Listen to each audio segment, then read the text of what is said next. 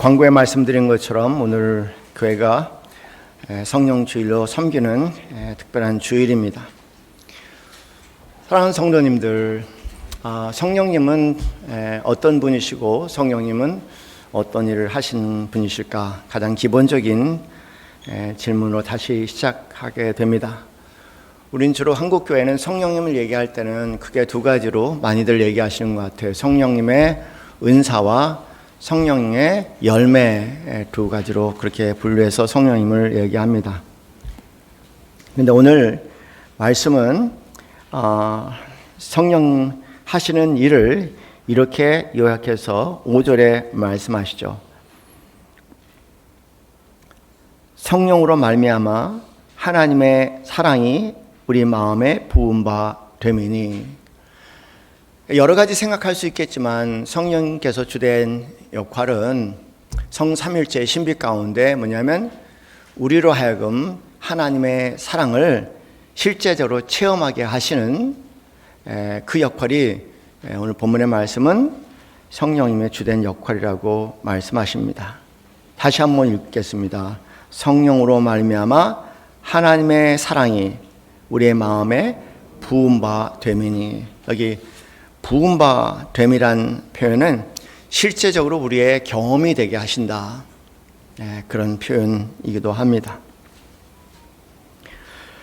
고린도서 2장 12절 말씀은 우리가 세상의 영을 받지 아니하고 오직 하나님께로부터 온 영을 받았으니, 이게 성령님에 대한 말씀이죠. 이로 우리로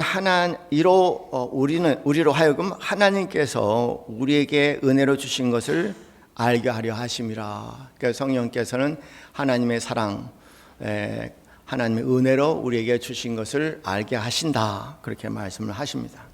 이 말씀도 역시 실제 우리가 이론이 아니라, 교리가 아니라 경험적인 차원에서 우리의 전 존재를 통해서 전율하게 하시고 느끼게 하신다는 그런 의미를 담고 있는 말씀입니다. 갈라디아서 4장 6절 말씀도 저희가 너무 잘 아는 말씀이지 않습니까?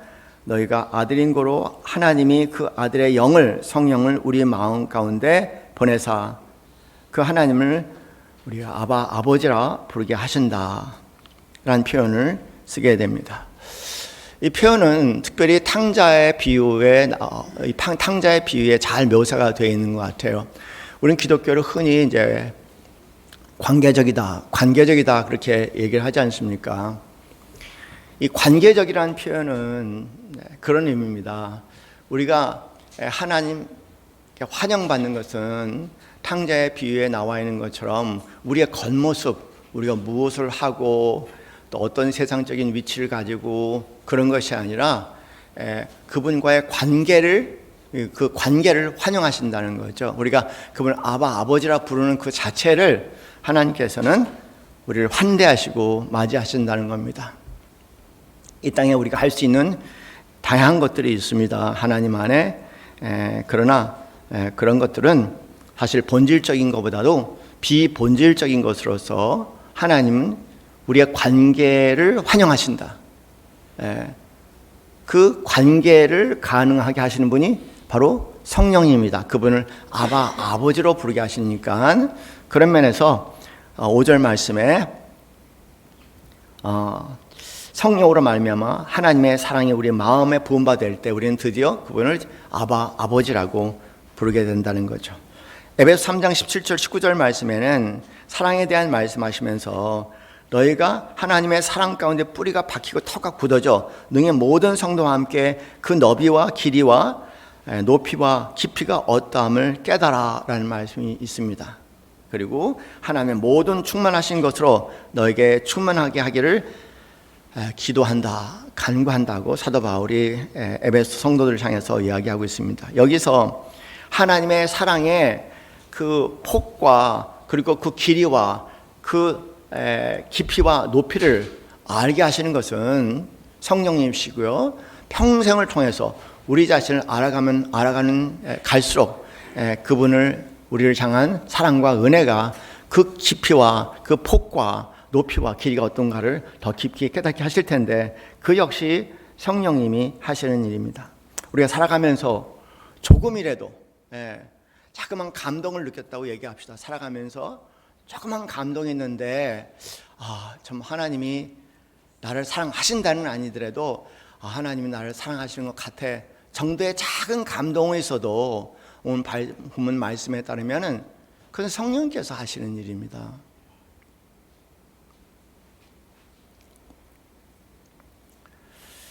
하나님께서 나를 사랑하시는구나, 그런 것을 한순간 느끼면서 감사합니다라는 그런 경험을 하셨다면 그것은 처음부터 끝까지 성령의 역사라는 사실을 여러분 감지하시고, 그런 면에서 하나님의 사랑은, 성령의 역사는 우리의 삶에 끊임없이 일어나고 있다는 사실을 다시 한번 상기해 봐야 할 것 같아요. 하나님이 나를 사랑한다는 것, 사랑을 믿는다는 건 보통 일이 아닙니다. 갈라디아서 2장 20절 말씀에 바울이 그렇게 말씀하십니다. 내가 그리스도와 함께 십자가 죽었나니 그런즉 이제는 내가 사는 것이 아니라 내 안에 그리스도께서 사신다고 말씀하면서 내가 육체 가운데 산다는 독특한 표현을 합니다. 세상적으로 내가 예수 그리스도의 안에 있으면서도 아주 세상적인 모습이 굉장히 많다는 겁니다. 그 표현을 내가 육체 가운데 살고 있음에도 불구하고 내가 나를 사랑하사 나를 위해서 자기 자신을 버리신 하나님의 아들을 믿는 믿음, 이 믿음 안에서 살게 하신 것이 바로 그 또한 성령님의 역사라는 사실을 좀 더 감지해 봐야 할 것 같아요.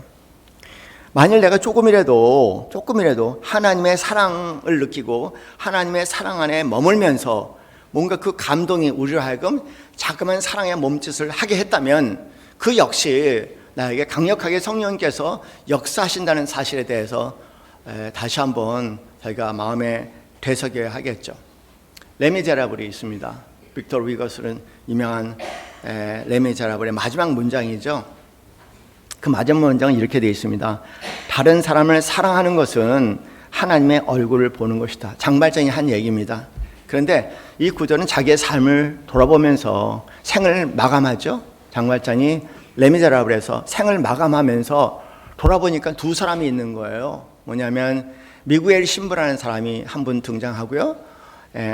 또는 이제 코젯이라는 어린 딸과 같은 그런 젊은이가 떠올랐습니다. 그가 그 미구엘 신부와 코제트는 자기 평생에 느껴지지 못했던 사랑을 자기에 느낄 수 있도록 해준 사람입니다. 그래서 그들을 연상하면서 누구를 사랑하는 것을 보는 것은 하나님의 얼굴을 보는 것이다라고 얘기하는 거죠. 조금 더 번역해서 확장해서 얘기하면 사랑하는 사람의 얼굴을 떠올리는 것은, 내가 사랑하는 사람의 나를 사랑했던 미구엘 신부와 코제트를 떠올리니 그 안에서 내가 하나님의 얼굴을 뵙게 되었다. 그런 측면에서 누군가에게 하나님의 얼굴을 뵙게 하는 작은 사랑의 몸짓이 나에게 있었다면 그것은 강력하게 성령님께서 나를 통해서 역사하셨다는 사실을 저희가 또 기억해야 할 것 같아요. 성령의 역사는 특별한 집회나 은사나 복잡스럽고 소란스러움이 아니라 순간순간 하나님이 나를 사랑하신다. 정말 놀라운 얘기죠. 어떤 상황 속에서도 느닷없이 하나님이 그렇구나, 하나님 나를 사랑하시는구나, 이런 나를 사랑하시는구나, 이런 나를 아직도 사랑하시는구나, 그런 걸 느낄 때마다 그것이 성령의 역사라는 것을 늘 기억하시는 우리 남솔 예수교회 성도님 되시기 바랍니다. 여러분, 고린도서 13장 말씀에 13절의 마지막 절에 그렇게 기록이 되어 있죠. 믿음, 소망, 사랑은 항상 있을 것인데 그 중에 제일은 사랑이라고 분명히 말씀하세요. 여러분, 믿음과 그리고 소망과 사랑을 비교했죠. 다 중요한 거예요. 믿음도 중요하고 소망도 중요하고 사랑도 다 중요한 겁니다. 근데 우리가 그렇잖아요. 믿음이라는 것은 목적을 이루면 없어지는 겁니다. 소망이라는 것도 바람이 이루어지면 없어지는 거예요. 그러나 사랑은 영원한 것입니다. 하나님께서 우리가 간절히 소망해야 할 것은 하나예요. 끊임없이 성령의 기름 부으심을 통해서 하나님이 어떤 상황 가운데서 나를 사랑하신다는 끊임없는 확인 속에 살아가는 것만큼 아마 그 사랑이 나날이 깊어진다면 우리가 마지막 가는 길, 얼마나 축복된 길이 될 수 있겠습니까? 그 사랑에 이끌려서 그분의 손에 올라가는 그 삶처럼 축복된 인생은 없을 겁니다. 우리가 진정 간구해야 할 것은 바로 그 사랑이라는 거죠. 우리가 이건 로마서 5장 1절부터 5절까지의 말씀은 간단하게 요약하면 이렇게 요약이 됩니다. 전제가 있어요. 첫 번째 전제가 있습니다. 전제는 하나님 첫 번째 전제는요 뭐냐면 믿음으로 의롭다 하심을 얻었다는 것이 전제예요. 이것이 되지 않은 나머지 건 아무 의미가 없습니다. 우리는 믿음으로 예수 그리스도를 믿음으로 하나님께 의롭다 하심을 얻었다. 이게 전제입니다. 이 전제에 다음 같은 내용들이 전개가 되죠. 여러분 아시다시피 믿음이라는 단어 성경은 오랫동안 있었습니다. 근데 왜 마틴 루터 때 와서 1600년대에 와서 루터는 그것을 깨닫게 됐을까요? 참 의아하지 않으세요? 굉장히 오랜 시간 동안 믿음에 대한 얘기 계속 반복이 됐는데 말씀은 있고 말씀은 전해지지만 하나도 그것이 자신의 울림과 감동과 전율로 오지 않은 거예요. 그런데 마틴 루터는요 어거스틴 수도원의 수도사였습니다.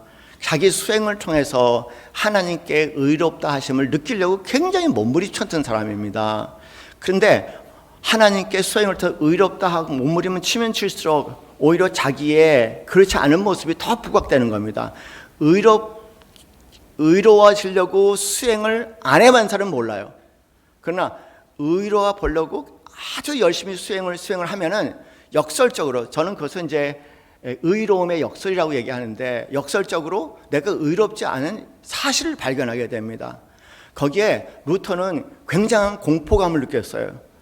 어느 날 벼락이 떨어지고요, 나무에 벼락이 쓰러지면서 간신히 그 나무를 피하면서 재앙이라는 거예요. 나는 큰일 났다. 그런 두려움과 공포 속에 있을 때 하나님 말씀 쭉 보는 중에 로마서 1장 17절 말씀이 딱 걸렸지 않습니까? 이거 보통 사람들 읽는 거하고 다른 거예요. 공부하는 사람이 읽는 거 다른 겁니다. 딱 읽으면서 딱 성령께서 붙잡아 주셔요. 거기에 딱 붙잡아 두신 말씀이, 그냥 복음에는 하나님의 의가 나타나 믿음으로 믿음에 이르게 하나니 기록된 바 의인은 오직 믿음으로 살리라 그랬어요. 이 말씀이 상상을 초월한 충격이 되어버리고 말았어요. 전율을 일으키는 울림이 되고 말았습니다. 그래서 평생 이 한 구절에 목숨을 걸고 종교 개혁을 일으킨 거죠. 참으로 이건 귀한 말씀입니다. 믿음으로 말미암아 의롭다 하심을 얻었나니. 이게 되지 않으면 아무것도 안 되는 거예요.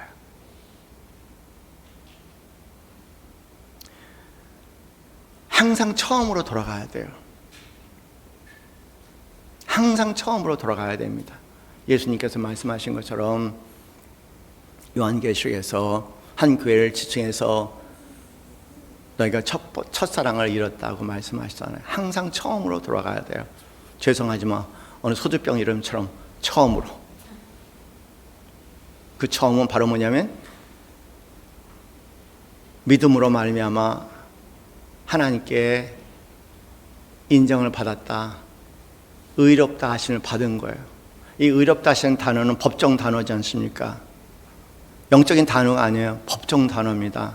마치 판사가 죄인을 앞에 놓고 여러 가지 것을 조사하고 난 다음에 당신은 죄가 없습니다 라고 당당당 판단하는 것 같은 그 단어가 여기 의롭다, justified라는 그런 법정 단어입니다. 이 위에 세워지지 않은 믿음은 거짓 믿음입니다. 항상 돌아갈 가장 모든 신앙의 전제, 오로지 예수 그리스도를 믿음으로, 오로지 예수 그리스도의 십자가의 공로로, 나의 죄를 대해서 나를 위해서 죽으신 우리 주 예수 그리스도 십자가의 공로로, 그것을 믿음으로 말미암아 나는 하나님께 의로움을 받았다.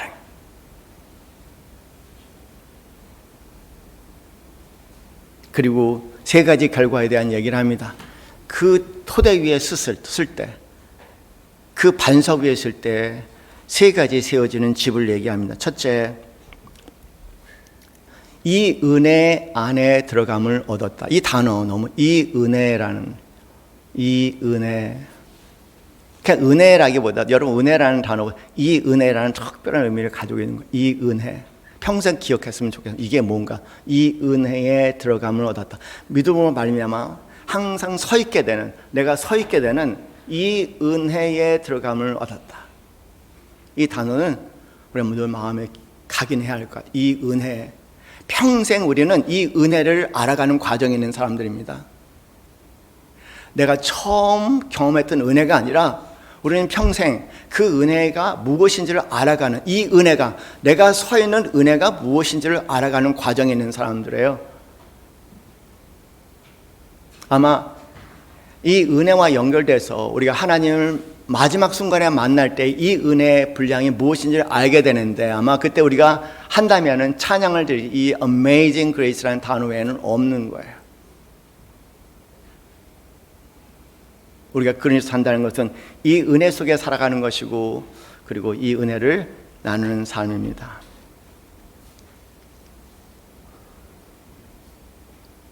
첫 번째 화평을 누리자. 아까 말씀드린 루터 같은 경우에 그것이 마음에 들어와서 드디어 화평을 누리게 됐죠. 그동안 하나님과 씨름했어요. 여러분, 하나님과 많은 갈등들을 하잖아요.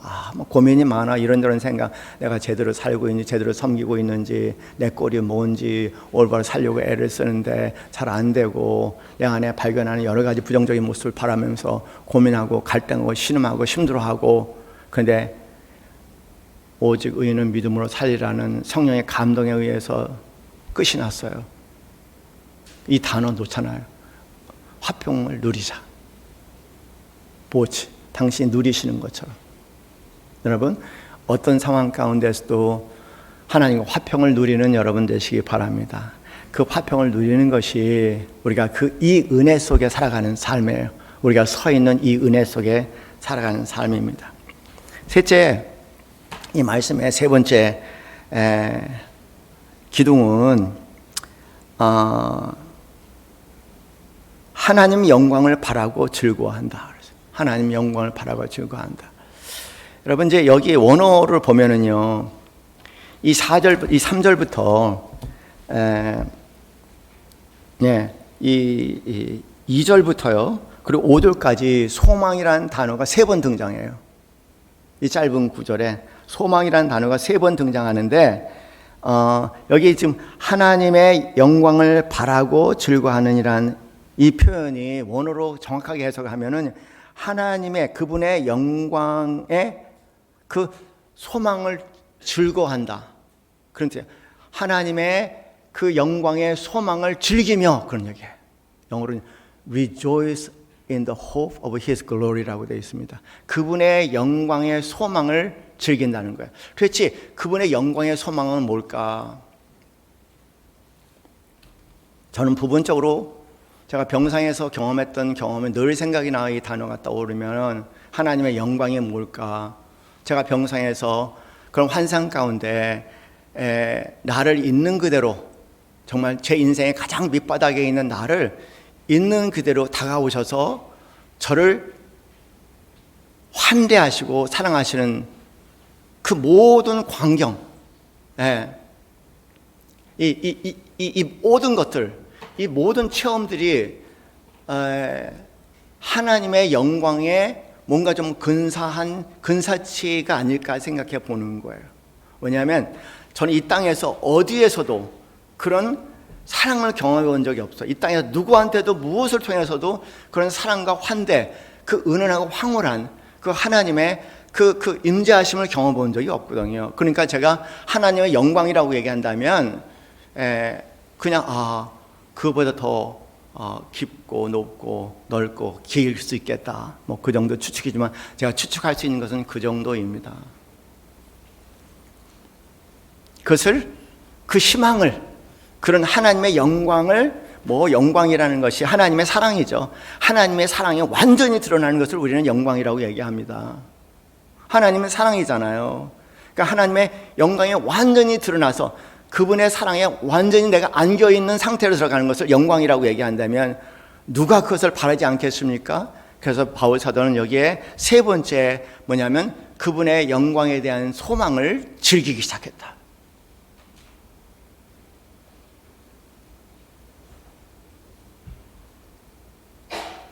그분의 그 영광을 보니까요, 거룩함이 너무 중요한 거예요.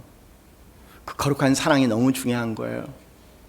그래서 여러 가지 시련과 도전을 통해서도 내가 그것을 닦으려고 굉장히 애를 쓰는 본문이 3절부터 나옵니다. 다만 이뿐 아니라 우리가 환난 중에서도 성화의 과정이라고 얘기할 수 있겠죠.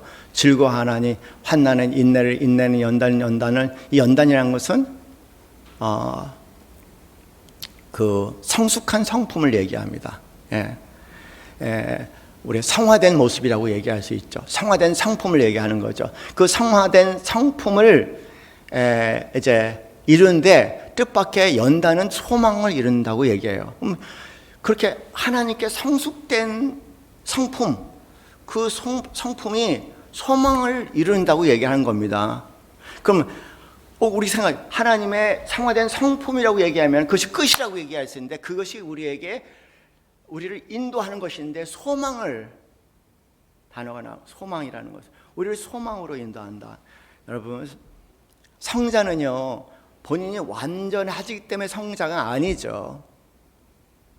성자는 완전함을 하나님의 하나님의 그 완전한 하나님 자녀로서의 완전함을 지향하면서 열심히 살아가는 거예요. 살아가면서 살지 못한다는 사실, 역설적이죠. 그건 살아가지 못한 사람은 모르는 거예요. 열심히 하나님의 백성이 되려고, 거룩한 백성이 되려고 하나님의 영광이 내 삶의 실체가 되기 위해서 열심히 노력하고 애를 쓰며 살아가는 거야. 살아가는데 그가 발견하는 것은 내 힘으로 살 수 없다는 사실을 발견하고, 희망은 나에게 있는 것이 아니라 희망은 바로 그분의 은혜와 이 은혜와 그 사랑에 있다는 사실을 아주 깊이 절감하는 사실입니다. 절대적으로 구원의 문제와 성숙의 문제는 하나님의 주권이라는 것을 인정하는 그것이 성숙한 사람입니다. 미성숙한 사람은 아직도 충분히 못했기 때문에 내가 노력하고 내가 애를 쓰고 힘을 쓰면 언젠가라는 그런 미래지향적인 생각을 가질 수 있죠. 그 자체는 바람직한 겁니다. 그것이 있어야지 그 성품이 결과적으로 내가 아니라 그분, 갈라디아서 2장 20절 말씀 표현에 어떠하면 내가 그리스도와 함께 십자가에 죽었네. 그런즉 이제 내가 사는 것이 아니라 내 안에 그리스도께서 사셔야지. 그분이 시작한 위대한 일을 빌립보서 1장 6절 말씀처럼 그분이 완성시켜주는 일이라는 사실을 안다는 것이 그것이 우리에게 소망이 되는 겁니다. 그래서 성화를 향해서 가고 있어도 성화가 되지 않는다는 것이 우리에게 찬양과 감사가 될 수 있는 것은 거기 하나님의 은혜의 분량과 첫 번째 사랑이 더 커지기 때문에 그런 거죠. 그것이 성숙한 사람들의, 우리말로 얘기하면 편은 익을수록 고개를 숙인다면요,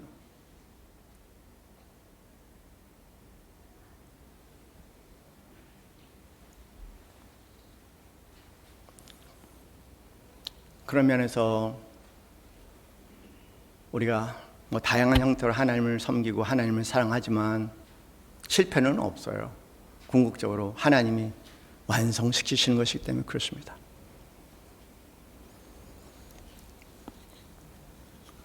그리고 나의 부족한 부분, 완성되지 않은 부족한 부분, 그분이 완성시켰지만 아직도 완성되지 않는 그 부분에 대해서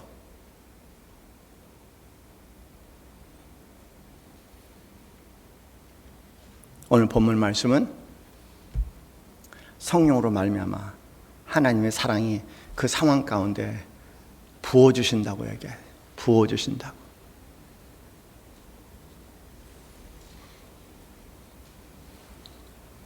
저는 요새 맥스웰 커피를 굉장히 즐겨요. 여러분, 옛날에 지금 여러 가지 커피 종류가 나오기 전에 우리 어렸을 때는 이제 이 맥스웰 커피가 있어요. 이렇게 이제 병에 있는 거, 가루 커피. 들어보신 적 계시죠? 나이 드신 분들은 다 알 거예요. 맥스웰 커피라고. 가끔가다 이제 누군가 저희 아버님께 선물을 해요. 남대문 시장에 가서 미군 상품이 거의 다 팔렸거든요. 그래서 이제 우리 아버님이 커피를 즐기시나를 알고 그 맥스웰 커피 병을 갖다 선물로 주세요.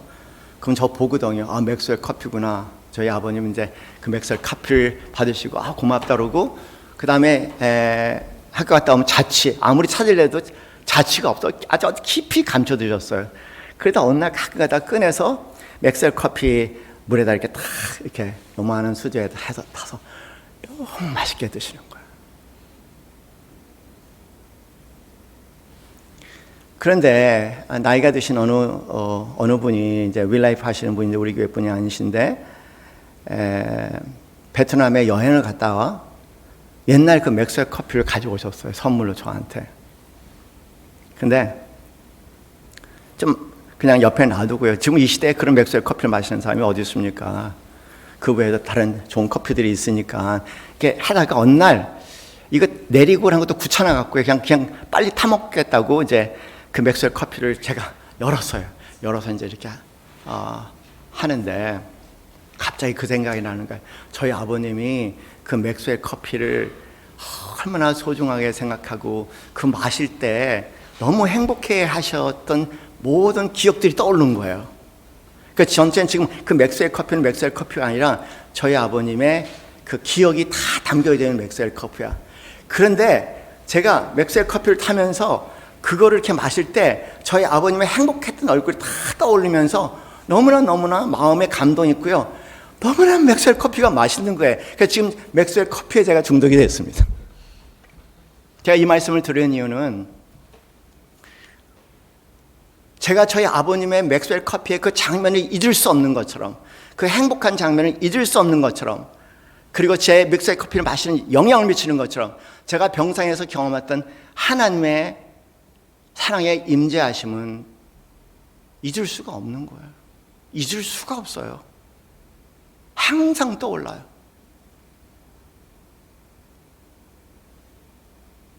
언제 어디서나 떠올라요. 저를 지켜주고 저를 정화시키고 잘 다시 일어나게 하고 그 모든 것에 항상 그 사건이 저에게 지금 사건처럼 계속 영향을 미치고 있어요. 어느 날 제가 꿈을 꿨습니다. 꿈이라는 거는 우리가 마음대로 통제할 수가 없는 거잖아요. 그런데 그 꿈이 참 불쾌한 꿈이었어요. 굉장히 불쾌하고 당황스럽고 불쾌하고 그리고 불경하고 그리고 꿈을 조금만 생각해도 너무 수치스러웠어요. 여러분도 아마 꿈 꾸시면서 그런 꿈에 굉장히 당황한 적이 있을 거예요. 그런데 꿈에서 딱 깨어나는 동시에 제가 병상에서 경험했던 하나님의 사랑의 임재하심이 그걸 확 감싸버리는 거야. 그걸 없어지게 하는 거야. 사라지게 하는 거야. 제 안에 아직도 정화되지 않은 많은 부분들이 있는데 그것이 드러난다고 할지라도 그분의 사랑이 성령을 통해서 부어주신 사랑이 그것을 맑게 씻어주신다는 사실에 그러시구나.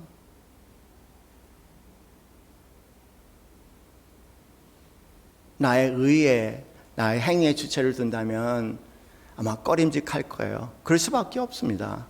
우리는 완전할 수가 없어요. 그런데 그분의 사랑에 잠긴다면은 그 기억할 내용도 아니고 거기에 매여야 할 내용도 아니고 거기에 좌절할 내용도 아니고 거기에 자학할 내용도 아니고 그것에 대해서 나란 존재의 수치감을 느껴야 할 이유도 아무것도 없어요.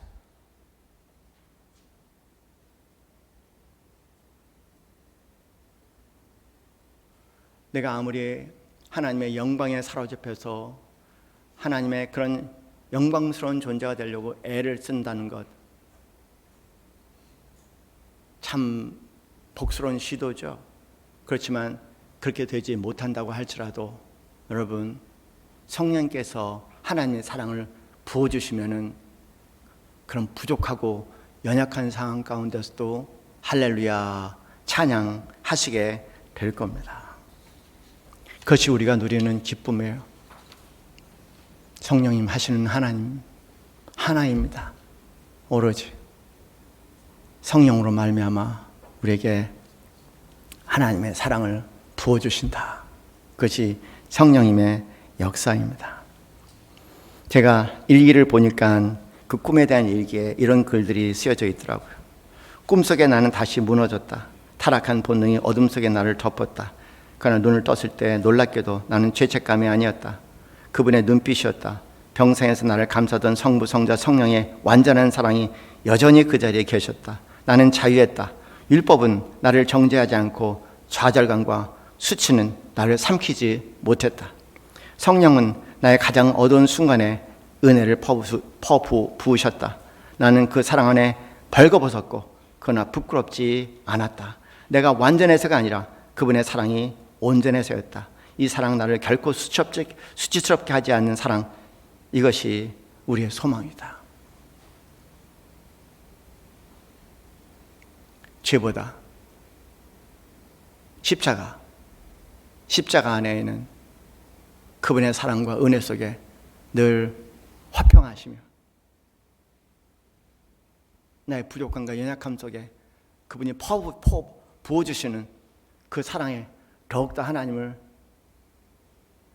찬양하실 수 있는 그런 참된 믿음의 여정으로 들어가시는 우리 사랑하시는 성도님들 되시기를 주님의 이름으로 간절히 축원합니다. 우리 찬송가 411장 예수 사랑하심은 우리 함께 찬양합니다. 성령의 감동을 줄 때 할 수 있는, 깨달을 수 있는 찬송입니다. 예수 사랑하심은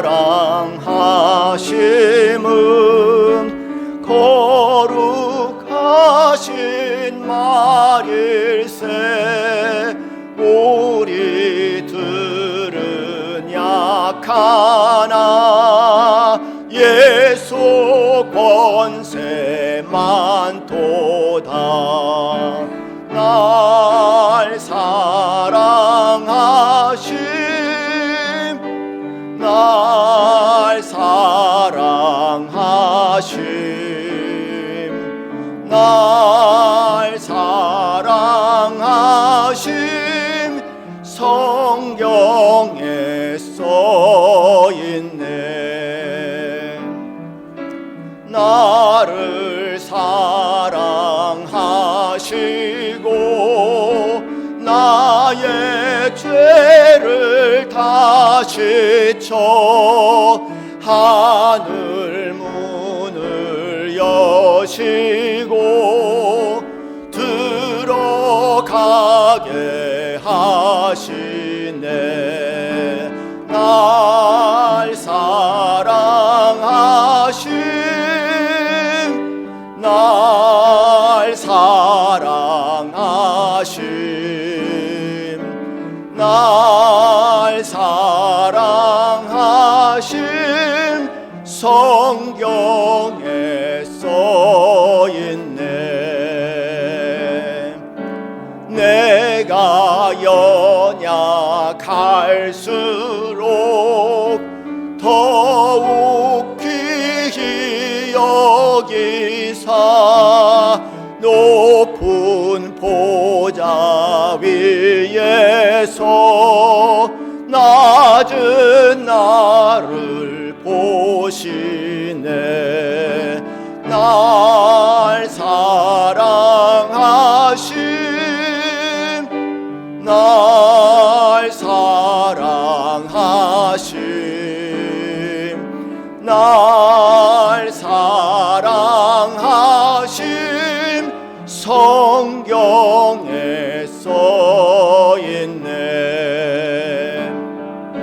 세상 사는 동안에 나와 함께 하시고 세상 떠나가는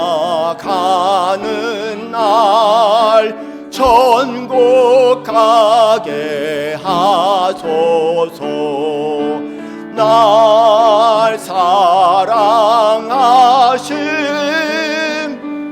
날 사랑하심 날 사랑하심 성경에 써있네.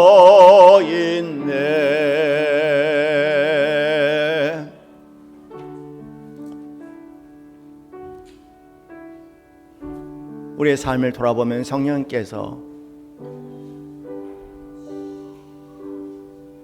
매일매일 역사하셨습니다.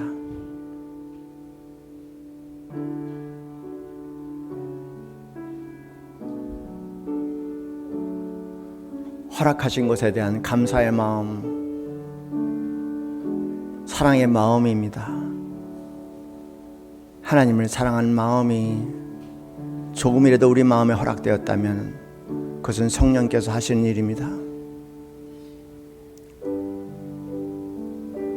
나의 부족함과 연약함 속에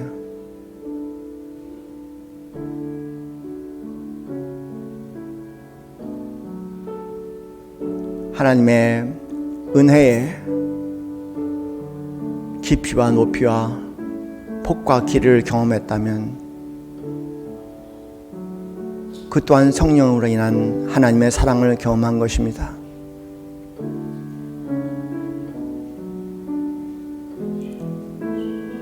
매일매일의 삶, 하나님의 인도하심과 은혜 속에 살아가는 삶임을 인식하고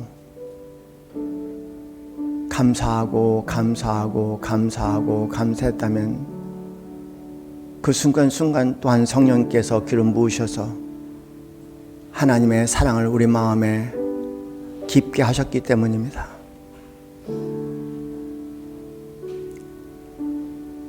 성령의 역사는 특별한 집회를 통해서 이루어지는 것이 아니라 우리의 일상생활에 다양한 상황들을 통해서 그분의 사랑을 느낄 때마다 성령께서 역사하시는 사건들입니다.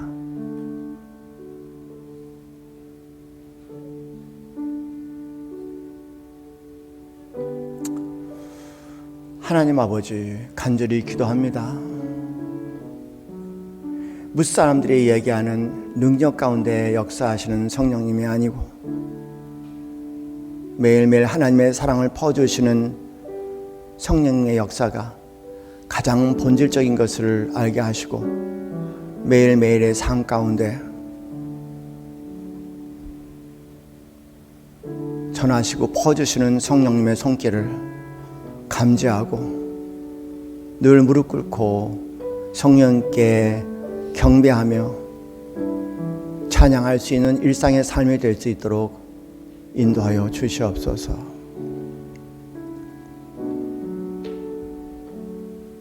한탕의 쇼를 하는 것 같이 화려하고 범잡스러운 것이 아니라 소소한 곳에 잔잔하게 미세한 음성 속에 역사하시는 성령님의 하나님의 사랑의 기름 부으심을 즐기며 누리며 늘 감사할 수 있는 이 시대의 신앙이 될 수 있도록 주님 우리를 인도하여 주옵소서. 이제는 우리 주 예수 그리스도의 그 크신 은혜와 하나님 아버지의 지극하신 사랑과 성령님의 교통교감하심이 성령님을 통해서 매일매일 허락해 주시는 은혜와 그리고 사랑에 늘 감동하며 살아가기 소원하는 이 자리에 있는 사랑하는 모든 성도들 머리 위에 지금부터 영원까지 함께 있기를 간절히 축원하옵나이다. 아멘.